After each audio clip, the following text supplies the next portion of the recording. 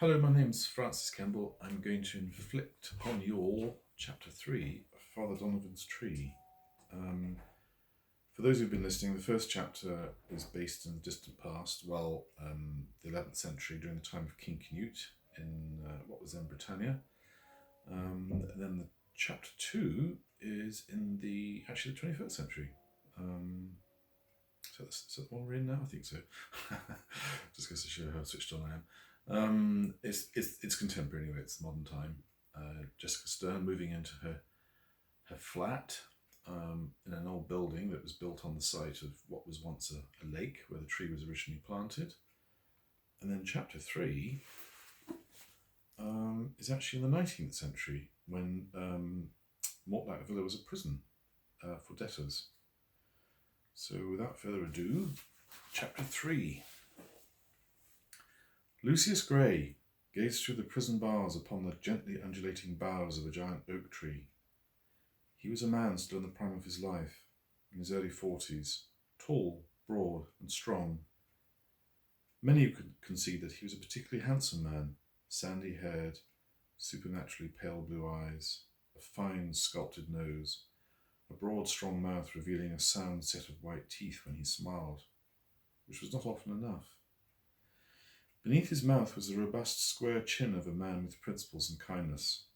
His concession to the fashion of the day was an astonishing set of sideburns, mutton chops, that reached almost to the bottom of his cheeks.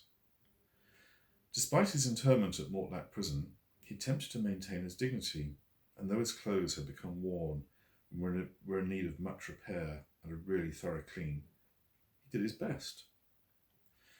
He wore a long black woolen frock coat with a satin-lined collar and embellished with a top hat when circumstance permitted. His linen shirt with a fashionable winged collar was quite threadbare in places, but the wide ascot tie and high-waisted double-breasted waistcoat with attached gold watch chain helped to decoy an intrusive gaze. On cooler days, he wore his garrick, a heavy coachman's overcoat that performed admirably at keeping out the cold and the wet. His wide, square-toed shoes that had once gleamed like an autumn chestnut, freshly revealed from a spiky enclosure, were severely in need of both polishing and repair, and they let the water in through soles worn beyond adequacy. Lucius was an educated man and of good family, who had suffered the misfortune of having fallen on harder times. His unfashionable and persistent suntan, a legacy from years in the tropics and on board ship, was a testament to his status as a frequent overseas traveller. He was not, strictly speaking, a gentleman, for his family were compelled to become involved in trade. He was, however, well known in Victorian society, and his lineage, up until his incarceration, could withstand petty criticism. The tree upon which his gaze fell so meditatively was ancient. There was evidence of an attempt to cut it down, but the tree was still very much in its prime and resplendent with vitality. Under the canopy formed by the many mighty boughs, bluebells proliferated and thrived in a perfect shaded early summer paradise. The countless leaves of the tree, with those so characteristically lobed margins, sang in the breeze, a sound like modulated white noise that was so quiescently alive and vital. Sometimes when a storm blew hard, Lucius would be partially awakened in the night and he listened to the wind howling through the branches of the tree. In his slumber-drugged state, he imagined himself comfortably ensconced in his cabin, back on board his ship. The shrieking wind played a phenomenal chord upon the masts and the rigging created by the spirits of the tempests. Almost instantly, he would be clutched back into the delicious embrace of Morpheus, his cares banished for the remainder of the night. As he surfaced painfully into consciousness in the mornings, the ugly truth would inevitably bubble up through the miasma of his dream state and bring him back to earth with a jolt. Then Lucius would contemplate his true situation while lying on his board in the prison cell, tormented by the same emerging scenarios that plunged him daily into a new abyss of despair. His bed was a wooden board, a parody, a crude euphemism for a bed upon which he was forced to spend his sleeping or even waking hours. This, allied to his angst, conspired to make his nights very uncomfortable unless lulled by the sound of the wind in the trees. In the mornings, he woke stiff, bruised, and ill-rested. The only alternative to the board was a filthy wooden floor that would yield even less in terms of comfortable repose. Yet, whenever the wind blew, he was always comforted by the sound of the elements. The only things that made his life bearable were the tree and the music that was played, a different sound depending upon the time of year. On the long summer days, and in the relative stillness of the nights, there was a different sound in the boughs, soothing, mournful, but majestic, and supremely restful. A voice that transported him to other worlds and helped him to rest. If meditation had been a concept in Victorian English prisons, then the meaning would have been well suited to the experiences that Lucius undertook each night.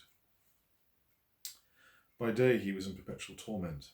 His outrage at the deep sense of injustice, his anguish and his misery was unparalleled on the block. The only thing that truly calmed the volcanic perturbations of his mind were those occasions when the beautiful song of the zephyrs and spirits of the wood got up to their enchanting mischief among the branches and leaves of the Olympian oak. Then the music soothed and becalmed his mind and set his scalp all of a tingle.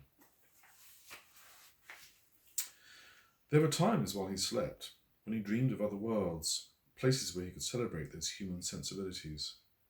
Awareness of cold, of heat, of hunger, of replenishment, of weariness, and of dynamism, but simultaneously he was unhampered in any way by discomfort. It was as if he were weightless, insubstantial, incorporeal, trekking to a distant mountain range with implausible fairy tale peaks and an impossibly beautiful castle teetering precariously from a spar was no chore at all. He could take as long or as little time as he wanted. There was no difference. He could fly when he put his mind to the task, and yet doubt and consternation hampered his ability. If I put out my arms and jump, could I become airborne? Would I be able to swoop and soar like an eagle? No, it is not possible. Or is it? Then that special sense of exhilaration as he found himself aloft, looking down upon the vibrant canopy of the oak tree way down below. He dared not be too jubilant, dared not contemplate his position too much, in case this should bring about his literal downfall, a spiralling plummet earthwards. The supreme irony in all of this was that there were experiences that he had undergone only since his incarceration in the prison, so far as he knew. These dreamlike episodes, lucid yet forbidden to full consciousness, and a life of liberty, were a huge compensation for his dismal situation, and he sought them whenever he could. Indeed, there were times when he became the mighty tree, anchored to the ground, rooted to the same spot, seemingly for an eternity. This should have been purgatory, and even in his dream state he wondered if perhaps he should be anxious, possibly even panic-stricken, and yet, here too, was an uncanny and paradoxical freedom. As he linked into every living form on the planet, he created a network of bewildering connections that fed back to him, and thereby he to it. Every possible signal and stimulus was an all-encompassing central experience. Sometimes he gained knowledge of people quite unknown to him, and sometimes repeatedly. One such ally was an old man living at the beginning and at the end of time, a white-bearded pagan and a heathen savage, and yet someone with whom he was curiously compatible. The other person he was frequently connected to was a superficially plain, dark-skinned young woman wearing glasses and unsuitable, not to say thoroughly unattractive clothing. Yet there was a strange attraction, as if he had known her all his life, and he coveted her, as he had coveted the recently departed maiden of whose death he was accused. A rat scurried across the floor. Lucius had hated them at first, was revolted, fearful and retaliatory. He did all that he could to keep them out, or exacted a cruel vengeance if he was lucky enough to hit one with his bucket. Over the course of time he gave up chasing them. It was a pointless waste of valuable energy. For every one he dispatched there were 10 to replace the victim. Lucius became used to them over time, as the enmity was attenuated. Finally, ennui mitigated his pointless acrimony, and the rats became his allies. There was too much death and misery in the world, and especially in prison, What was the point of adding to it? Then he began to talk to them. They said little, but listened to him attentively. Or so it appeared. Lucius even became curious about his cellmates and studied them at odd times. Black, sleek, bewhiskered and scurrilous with dark little scheming thoughts and ugly motives. But then, of course, that wasn't really true, was it? They were both caricature and entertaining, and in an odd kind of way, they even seemed to adopt Lucius, to take pity on him. Their Meraudian sensibilities ever alert, they sensed his softening and warming attitude. While playing and foraging in his cell at night, they sought to lessen discomfort and kept away from his bed, aware. This is what disturbed him most. Then finally, sensing that his animosity had ebbed, the rats became emboldened and would often sit on the ledge in full view between him and the tree, and Lucius allowed himself to develop a small affection for his similarly unfortunate cellmates.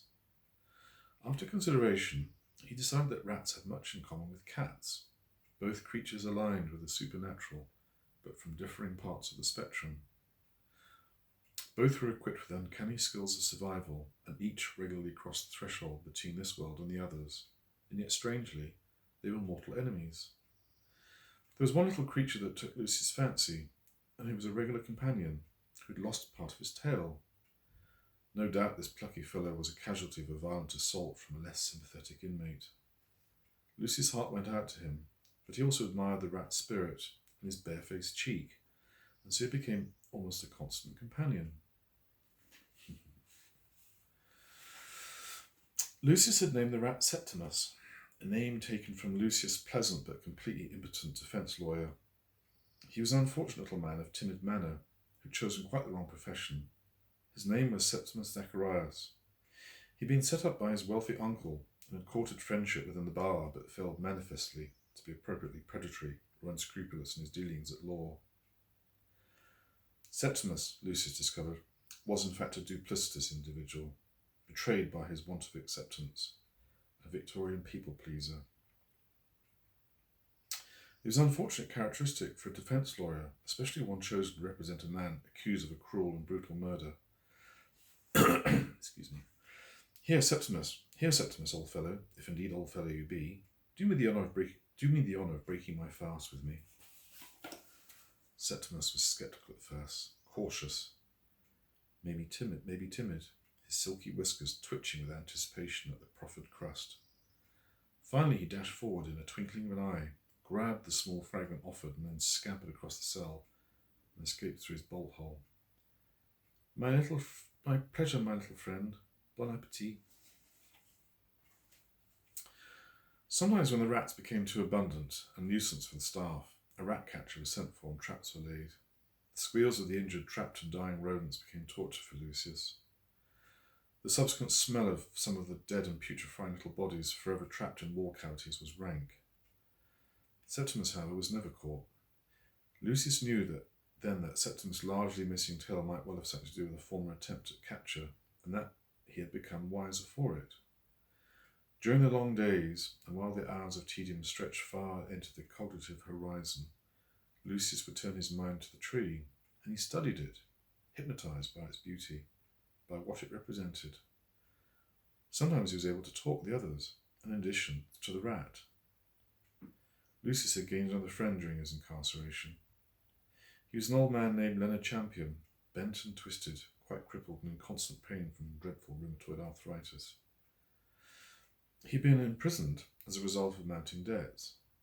His only real crime had been a lack of circumspection when he had been unwise enough to stand guarantor for a nephew who had devised a seemingly plausible business plan. He was also the sole beneficiary in the event of Leonard Champion's death. This poor, sad, crippled old man at the twilight of his harmless life was therefore implicated and imprisoned as a result of the huge gambling debts run up by his nephew. Despite his great charm and, it has to be admitted, his genuine appreciation for old Uncle Leonard, the nephew was actually no good, rotten to the core. He was a philanderer and a compulsive gambler, and inevitably he, as well as Leonard, became imprisoned, a sad and undignified end for the old gentleman. To the credit of the prison authorities and most of the guards, they did recognise the gross injustice, despite their jaded and blunted sensibilities, and Champion became universally liked, though he was often in terrible pain, became irritable as a result. He took laudanum to get him through the really bad days, and then was rendered incapable of sensible conversation. On his diminishing good days, Lucius would sit with him, chat and play cards.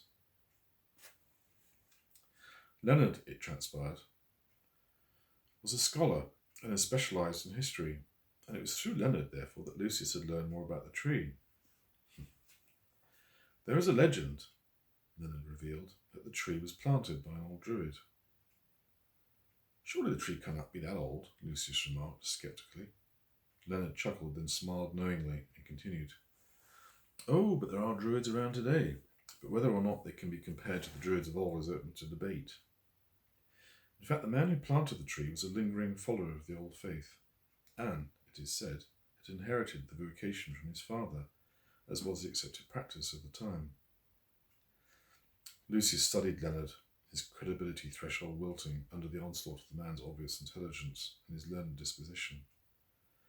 The tree, it is estimated, was planted in the time of Canute, and the reason the druid planted the tree, so legend has it, was because he had seen into the future. He wanted to create a spell that would make amends for the terrible damage inflicted upon the planet by a burgeoning and misguided population over the course of ensuing centuries. Lucius smiled, the knoll of truth and resonance sounding in his mind. Druids, as you may know, held themselves up as the mainstays of justice, temporal and otherwise, where the injustices of man had been widespread and indiscriminate. Did you know that Mortlac was so named as, once upon a time, there was a lake here in the middle of an oak grove? This lone tree is the sole survivor of many hundreds that once stood in this region. What happened to the lake? Oh, it was drained by the Romans. They built a huge dike along the eastern edge of the hill, which in more recent times became the main road. Lucius recalled the ascent to the tower and the wide, natural-looking cleft that brought him to prison, but there was still doubt in his mind despite the ring of intuition. How did such legends form? How will I be granted the key to unlock your great secrets, O beautiful tree? How I wish I could look into your heart, mighty oak, and observe those timeless treasures.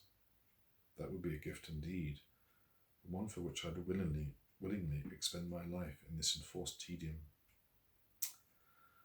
It was a prophetic thought indeed for Lucius, if he did but know it.